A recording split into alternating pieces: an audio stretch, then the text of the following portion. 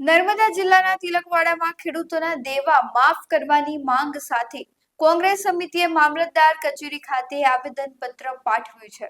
ગુજરાતના અનેક જિલ્લાઓમાં છેલ્લા કેટલાક દિવસોથી પડેલા કમોસમી વરસાદને કારણે ખેતરમાં રહેલા તૈયાર પાકને ભારે નુકસાન થયું છે। ખાસ કરીને કપાસ, ડાંગર, તુવેર, કેળા અને મરચી જેવા પાકમાં નુકસાન નોંધાયું છે। આથી ખેડૂતો ભારે આર્થિક સંકટમાં મુકાયા છે। આ સ્થિતિને ધ્યાને લઈ આજે તિલકવાડા તાલુકા કોંગ્રેસ સમિતિ દ્વારા સરકાર વિરુદ્ધ સૂત્રોચ્ચાર કરતા રેલી સ્વરૂપે મામલતદાર કચેરી સુધી પહોંચીને આવેદન પત્ર આપ્યું। કોંગ્રેસ સમિતિએ સરકારને તાત્કાલિક પગલાં લઈને ખેડૂતોના દેવા માફ કરવા તથા નુકસાન પામેલા ખેડૂતોને વળતર આપવાની માંગ કરી છે।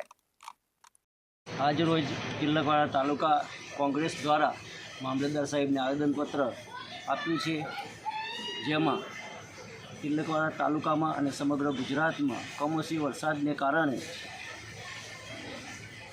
આ તાલુકાના ખેડૂતો કપાસ, ડાંગર, તુવેર જેવા પાકોમાં નુકસાન થયેલ છે।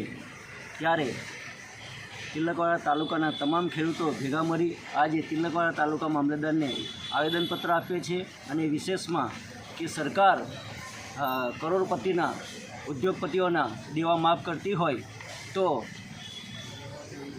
ખેડૂતોના દેવા કેમ માફ ના કરે એ માટે આજે અમે આવેદનપત્ર આપ્યું છે અને તમામ ખેડૂતોના તમામ દેવા માફ થવું જોઈએ એ જ અમારી માંગણી છે। આજ રોજ તિલકવાડા કોંગ્રેસ સમિતિ દ્વારા મામલતદાર સાહેબને આવેદન આપવામાં આવ્યા છે।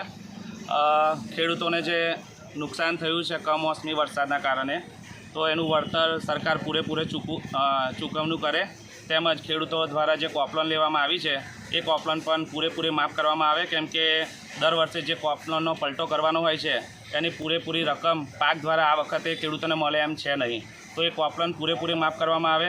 તેમજ હેક્ટર દીઠ જે સરકાર 5-10 હજાર રૂપિયાનું જે વારંવાર એલાન કરતી હોય છે એ રીતે લોલીપોપ ના આલે, પરંતુ અમારી માંગ એવી છે કે હેક્ટર દીઠ ઓછામાં ઓછું ખેડૂતને 1 લાખનું વળતર આપવામાં આવે, જેથી કરીને આજે આપણા દેશનો જે તાજ છે, જેના થકી આપણે જીવીએ છીએ એ બેઠો થઈ શકે।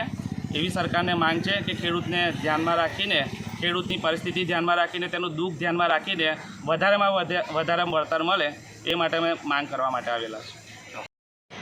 આજરોજ તિલકવાડા તાલુકા કોંગ્રેસ સમિતિ દ્વારા એક આવેદનપત્ર મામલતદાર સાહેબને આપવામાં આવ્યું કે તિલકવાડા તાલુકામાં ખેડૂતો જે પાયમાલ થયા માવઠા તરીકે અને સતત વરસાદના કારણે દરેકનો તૈયાર થયેલો માલ ધોવાઈ ગયો।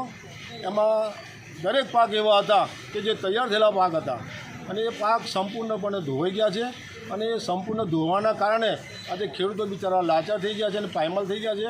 દેવેદાર ખેડૂતો આજે એવા ખેડૂતો છે કે દેવું પણ ચૂકતે ના કરી શકે, તેમને રડવાનો પણ વારો છે અને કેટલાક ખેડૂતો આપઘાતની પણ તૈયારી કરી રહ્યા છે। તો અમે સરકારશ્રીને અમારી વિનંતી એ કે આ સર્વેનું અમને એક નવું કાઢ્યું, આ લોકો સર્વે અમારે નથી કરાવવું, અમારે દેવા નાબૂદ જેટલા બી દેવા જેના નાબૂદ થાય અને જેમને નથી દેવું એમને રોકડમાં બી સહાય આપવામાં આવે, તો આ ખેડૂત પાયમાલ થતો બચશે અને આ સરકાર આજે કરોડો અબજો રૂપિયા ઉદ્યોગપતિના જો માફ કરી શકતી હોય તો એક ના જેવા ખેડૂતોના 500 કરોડની આજુબાજુના રૂપિયા થતા હોય એ કેમ ના માફ કરી શકે। એટલે અમારી તિલકવાડા તાલુકા કોંગ્રેસ સમિતિ દ્વારા દરેક ખેડૂત ભાઈઓ માટે એક વિનંતી એવી છે કે સંપૂર્ણ દેવું માફ થાય એવી અમારી વિનંતી છે સરકારશ્રીને। આ